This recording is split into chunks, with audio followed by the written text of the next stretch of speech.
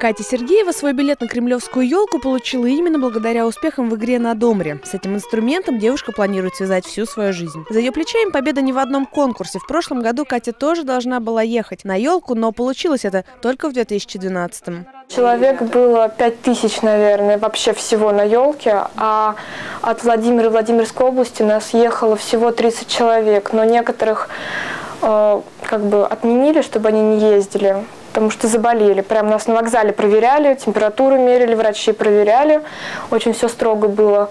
И некоторых детей отправили домой со слезами, бедные. За 2 дня владимирские школьники сходили на мюзикл, посмотрели сказку в Кремле, но у Кати главные впечатления остались от самой Москвы. Раньше девушка была там только проездом, а в этот раз впервые увидела Красную площадь. Вот это самая башня с курантами, самая известная.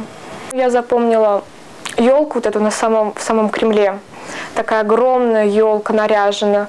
Запомнились все достопримечательности. Всю дорогу, что я шла с открытым ртом, со всеми все еще не верила, не осознавала, что я там нахожусь.